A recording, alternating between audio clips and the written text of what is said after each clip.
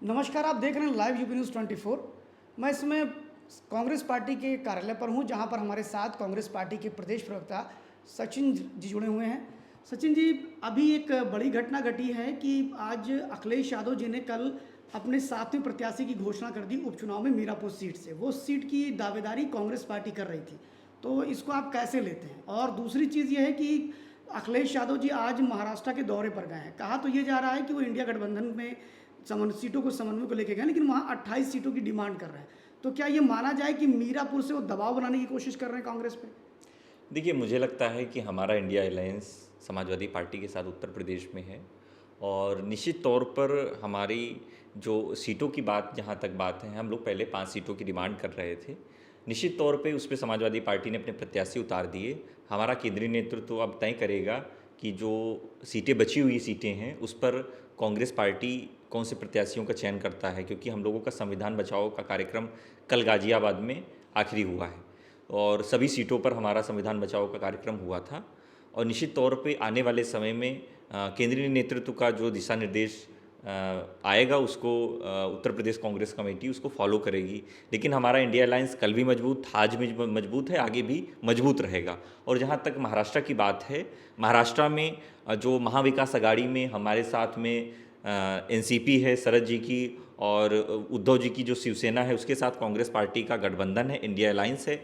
और हम लोगों ने मजबूती से वहाँ पर लोकसभा चुनाव लड़ा और सबसे ज़्यादा सीटें लोकसभा में कांग्रेस पार्टी की वहाँ पे आई हैं।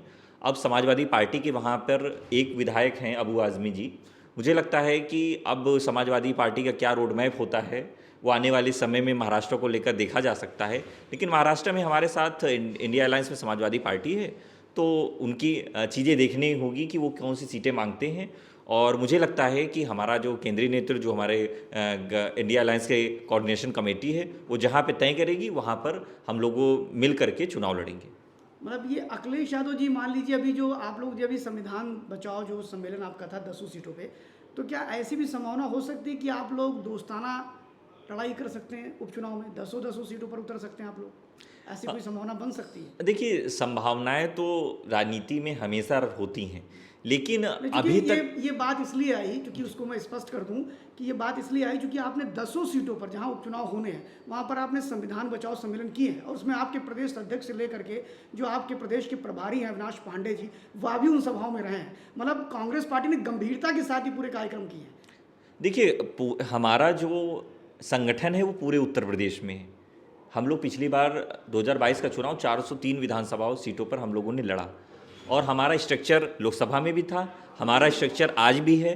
और निश्चित तौर पे इसीलिए जो 10 सीटों पर जो उपचुनाव होना था वहाँ पर हम लोगों ने अपना संविधान बचाओ का कार्यक्रम किया, जहाँ पर भारी भीड़ वहाँ पे एकजुट हुई। दलित, पिछड़े, आदिवासी, जितने भी समुदाय के लोग थे सभी लोग एकजुट हुए। तो मुझे लगता है कि आने वाले समय में गठबंधन की क्या रूपरेखा होती है हमारा केंद्रीय नेतृत्व तय करेगा। केंद्रीय नेतृत्व जो तय करेगा उसको उत्तर प्रदेश कांग्रेस कमेटी उसको फॉलो करेगी।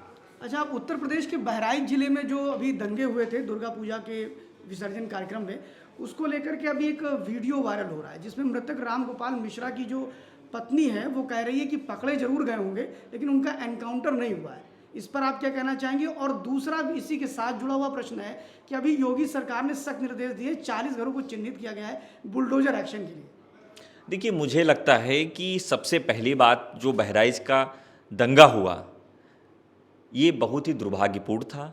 यही भारतीय जनता पार्टी की सरकार डींगे हाँकती थी कि हमारी 6 साल की सरकार में कोई दंगा नहीं हुआ। इनको याद करना चाहिए कि कासगंज में जो दंगा हुआ था जहां 18 साल का एक युवक की मौत हुई थी, अब फिर बहराइच में जब दंगा होता है वहां पर रामगोपाल मिश्रा की हत्या होती है और उसके बाद वहां का प्रशासन शांत बैठा था जब विसर्जन के लिए मूर्तियां जा रही थी।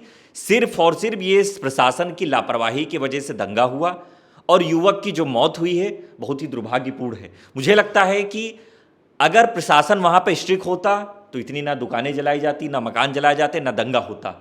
ये सिर्फ और सिर्फ पोलराइजेशन करने की चीज़ें की जा रही हैं। मुझे लगता है कि जो आरोपी हैं उन पर कठोरतम दंड होना चाहिए न्यायालय के द्वारा। अगर वो फांसी तक होना चाहिए तो उनको फांसी भी होनी चाहिए। लेकिन ये सरकार में जिस तरह से हिंदुओं की सबसे ज़्यादा मौत हो रही है और वो दंगों में मौत हो रही है, तो ये प्रशासन का फेल्यूर है और सरकार का फेल्यूर है। मुझे लगता है कि जो जीरो टॉलरेंस की बात योगी आदित्यनाथ जी सदन में करते थे, आज वो धरातल पर कहीं पर नहीं दिखाई देती है। महिलाओं पे अपराध हो, उत्तर प्रदेश नंबर 1, बच्चियों पे अपराध हो, उत्तर प्रदेश नंबर 1। उत्तर प्रदेश को आपने जंगल राज बना दिया है। ठीक है, आप एनकाउंटर कर रहे हैं, लेकिन एनकाउंटर में स्क्रिप्टेड चीजें जब सामने आती हैं तो उससे स्पष्ट होता है कि चीजें कुछ और हैं। मुझे लगता है कि जो दोषी हैं उन पर कठोरतम एक्शन लेने की आवश्यकता है, और बुलडोजर से कोई हल नहीं निकलता है। अभी सुप्रीम कोर्ट ने आपकी सरकार को फटकार लगाई थी, ये भी याद रखना पड़ेगा आपको। आप पहले डिसाइड करिए कि कौन दोषी हैं। जो दोषी हैं उनको कठोरतम दंड दीजिए, हम लोग आपका सहयोग करेंगे। लेकिन अगर आप उसमें हिंदू मुसलमान की सियासत करेंगे, उसमें पोलराइजेशन करेंगे, तो ये देश के लिए खिलाफ, उत्तर प्रदेश के खिलाफ जिस तरह से नफरत की सियासत का जो आपने बीज बोया है, आज वो ही नफरत की सियासत हर जगह स्थापित हो चुकी है। आप हिंदू मुसलमान को लड़ाने की जो सियासत करते हैं, अब ये आप बंद करिए। अभी आपको लोकसभा के चुनाव में जनता ने आईना दिखाया, वो चुनाव में दिखाएगी, और उसके बाद से 2027 में आपकी विदाई तय होगी। एक अंतिम प्रश्न ये है कि अभी हरियाणा के चुनाव समाप्त हुए, जिसमें कांग्रेस पार्टी को मिलती विजय छूट गई, यानी 36 सीटें कम नहीं है। पिछले बार से आप 5 सीटें एक्स्ट्रा पाए हैं, 31 सीटें थी पिछली बार। अभी इस पूरे घटना को लेकर के, जीत और हार को लेकर के, जयराम रमेश जो आपकी पार्टी के बड़े नेता है, उन्होंने चुनाव वाले दिन जब मतगणना चल रही थी उसी समय वो इलेक्शन कमीशन के पास गए और उसके बाद उन्होंने सुप्रीम कोर्ट में एक याचिका भी डाली, जो याचिका कल खारिज कर दी गई, ये कहते हुए कि 20 क्षेत्रों में जहां पर ये बताया गया चुनाव में धांधली हुई है, उसको लेकर उन्होंने कहा कि हम मुख्यमंत्री की शपथ नहीं रोकेंगे, ऐसा सुप्रीम कोर्ट ने कहा। इस पर आप क्या कहना चाहेंगे? क्या इस पूरे सुप्रीम कोर्ट के निर्णय के बाद क्या इलेक्शन कमीशन पर जो ईवीएम पे आरोप लगते हैं वो बंद होंगे कि चलेंगे?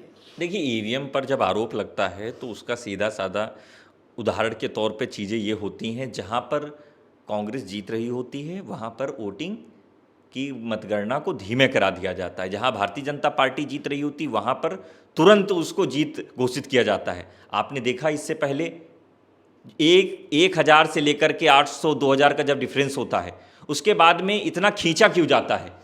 उसके बाद वहाँ पर ये पूरा माहौल बनाने की कोशिश की जाती है कि चुनाव आयोग के द्वारा, उसके बाद में इलेक्शन कमीशन के द्वारा, मीडिया के द्वारा भारतीय जनता पार्टी के मेंबरास को आप पहले ही बढ़त दे देते हैं, प्रशासन पर दबाव बन जाता है। मुझे लगता है कि जब बैलेट बॉक्स की काउंटिंग हो रही थी वहाँ पर कांग्रेस पार्टी को 72 सीट के आसपास जीत का आंकड़ा दिखाया जा रहा था।